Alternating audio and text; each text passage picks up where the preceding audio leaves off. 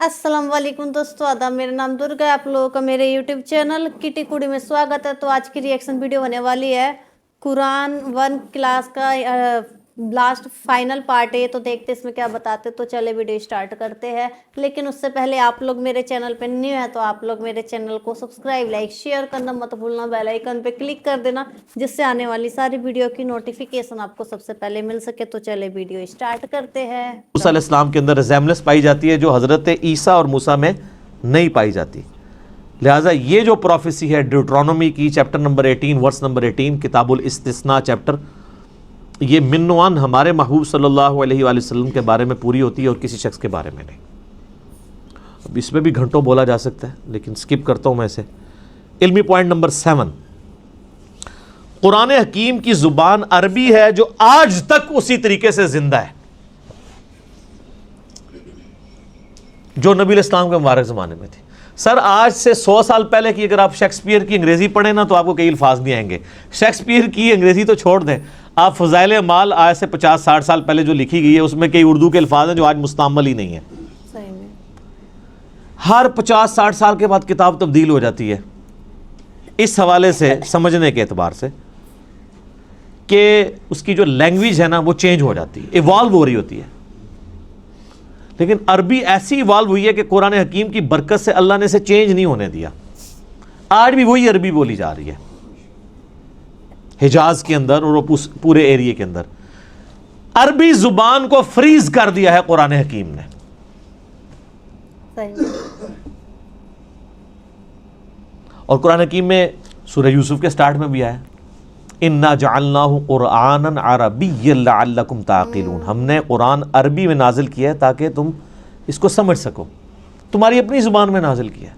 सूरह अंबिया में आया कि तुम गौर नहीं करते, ये वो किताब है जिसमें तुम्हारा जिक्र मौजूद है, इसके साथ तुम मानूस हो, तुम्हारी अपनी लैंग्वेज में बात हो रही है। फिर इस तरीके से कुरान हकीम में आया ये फसीहुल लिसान अरबी ज़ुबान के अंदर है। फिर अल्लाह ताला ने कुरान हकीम में यह भी फरमाया कि ये कहते हैं इसने कोई अजमी गुलाम छुपा के रखा हुआ है जो इसे पढ़ाता है ये किताब। तो अल्लाह ने फरमाया कि कैसा अजमी गुलाम है कि जो किताब है वो फसी अरबी के अंदर है और अजमी इसको सिखा रहा है। ये बात ये नहीं तुम्हारा यानी छड्डो जी फड़ी भी जाए, एडी लंबी छड़ दो, इतनी लंबी गपशप फिट ही नहीं बैठती। तो ये अरबी फसी ज़ुबान और आज तक कुरान की बरकत से अल्लाह ताला ने अरबी को महफूज रखा है।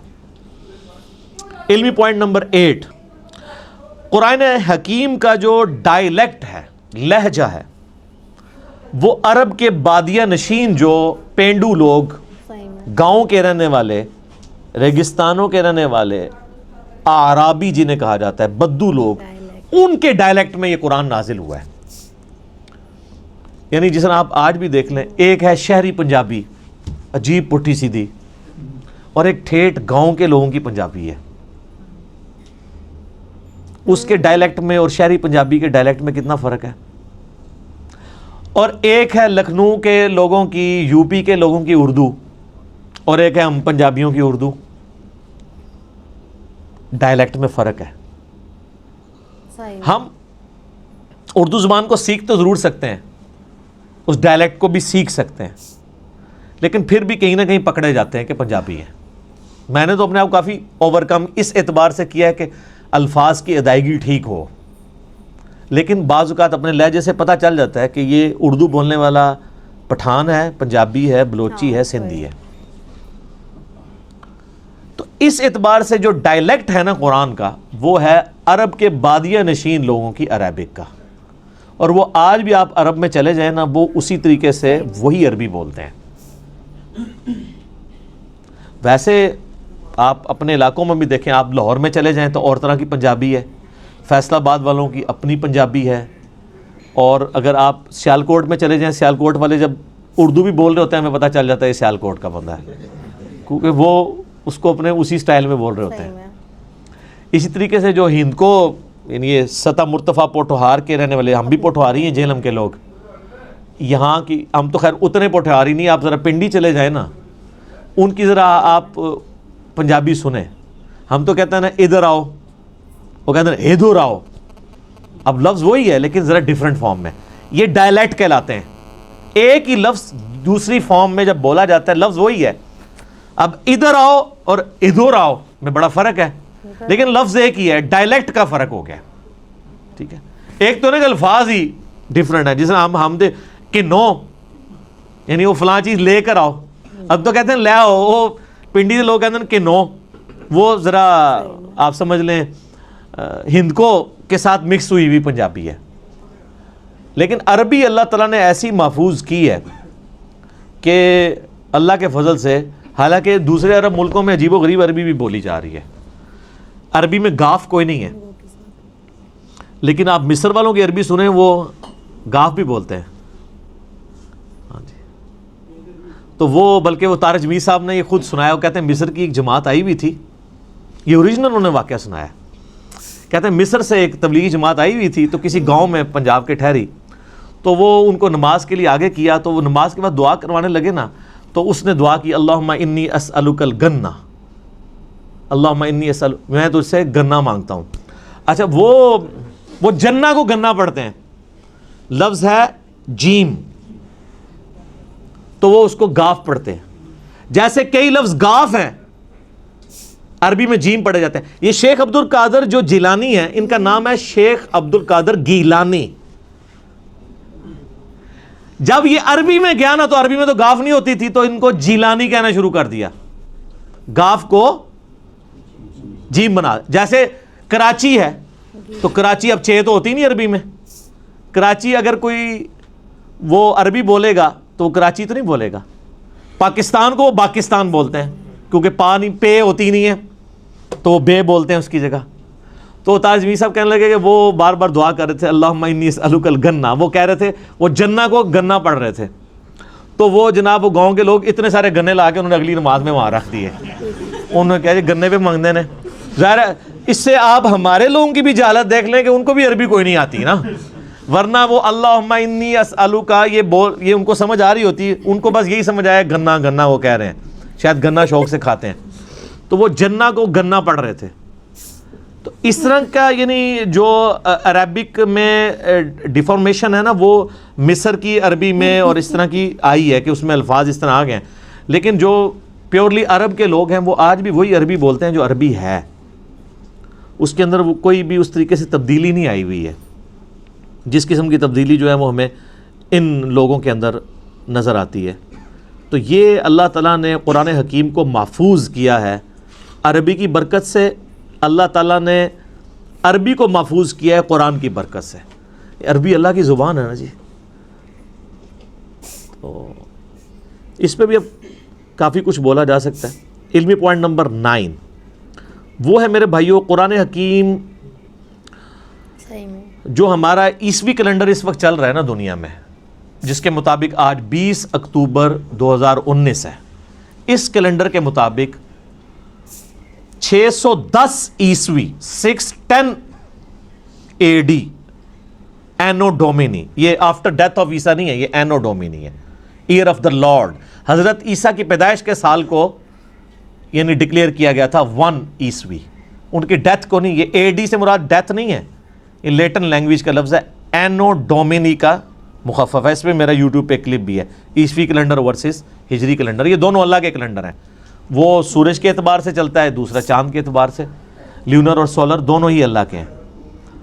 610 عیسوی سے لے کر 632 عیسوی تک, یعنی نبی علیہ السلام کی وفات 632 میں ہوئی, اس پیریڈ آف ٹائم کے اندر قرآن حکیم نازل ہوا ہے.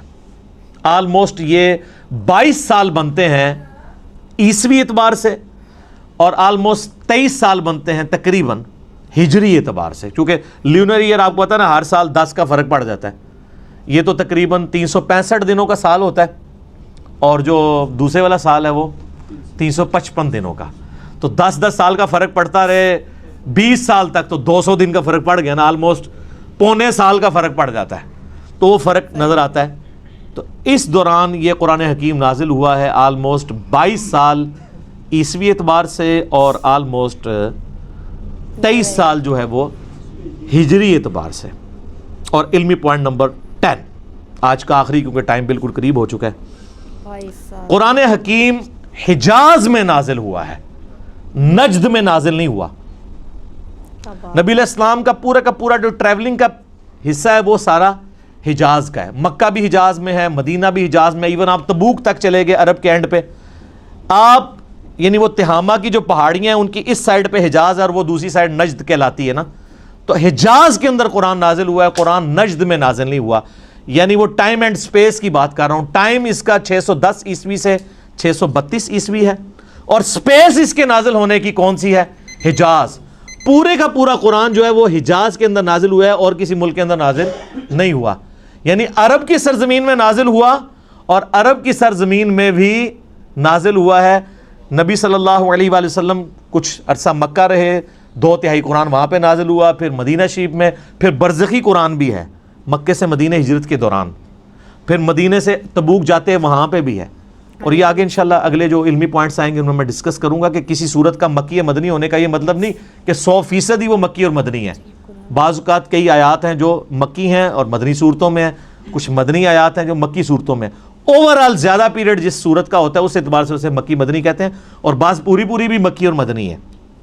लेकिन एक जो हमारा ये अकीदा है कि ये Quran Hakeem on the face of earth जिस स्पेस में नाजिल हुआ वो स्पेस थी हिजाज की स्पेस। अरब का जो जजीरा नुमा अरब है उसमें भी हिजाज वाला पोर्शन जो है, ये वाला पोर्शन जो पहाड़ों के इस तरफ लाई करता है, तो ये कुरान नजदी नहीं, ये नजदी वो भी, अब आपको पता है नजदी कहते हैं ना, नजदी हो, तो कुरान हकीम नजदी नहीं है, कुरान हकीम हिजाजी है। ठीक हो गया। तो अल्लाह ताला से दुआ है जो हक बात मैंने कही अल्लाह ताला हमारे दिलों में रासिक फरमाए। अगर जज्बात में मेरे मुंह से कोई गलत बात निकल गई तो अल्लाह ताला हमारे दिलों से माफ़ कर दे। हमें किताब व सुन्नत की तालीमात पर अमल करके दूसरे भाइयों तक पहुँचाने की तौफीक अता फरमाए। अल्लाहुम्मा सल्ली अला मुहम्मद व अला आलि मुहम्मद कमा सल्लैता अला इब्राहीम व अला आलि इब्राहीम इन्नका हमीदुम मजीद। अल्लाहुम्मा बारिक अला मुहम्मद व अला आलि मुहम्मद कमा बारकता अला इब्राहीम व अला आलि इब्राहीम इन्नका हमीदुम मजीद।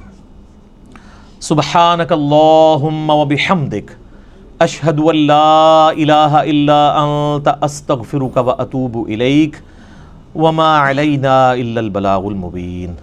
जज़ाकुमुल्लाहु खैरन। सच में कितने अच्छे तरीके से अली इंजीनियर जी ने बताया कि 2 कैलेंडर बताया कि 2 कैलेंडर से मतलब कैसे देखते हैं, और इन्होंने बताया कि जो हमारी लैंग्वेज है अरबी लैंग्वेज कई जगह पे अलग अलग टाइप की यूज़ होती है। जैसे आप इन्होंने बताया कि कैसे गन्ना यूज़ कर दिया था, तो वहाँ के लोगों ने गन्ना सोच के उनको गन्ना ही ला के दे दिया था। मतलब उनको खुद को भी मतलब अच्छे से नहीं आती थी, इसलिए उनकी लैंग्वेज भी नहीं समझ पाए। तो इन्होंने कुरान के बारे में बहुत अच्छा बताया और इन्होंने बताया कि कुरान कहाँ पे नाजिल हुआ था। बहुत ही अच्छी वीडियो लगी। तो आप लोग बताना कि आप लोगों को वीडियो कैसे लगा, आप लोग कमेंट करके ज़रूर बताना। और आप लोग मेरे चैनल पर न्यू है तो आप लोग मेरे चैनल को सब्सक्राइब लाइक शेयर करना मत भूलना, बेल आइकन पर क्लिक कर देना जिससे आने वाली सारी वीडियो की नोटिफिकेशन आपको सबसे पहले मिल सके। तो फिर मिलते हैं नेक्स्ट वीडियो में।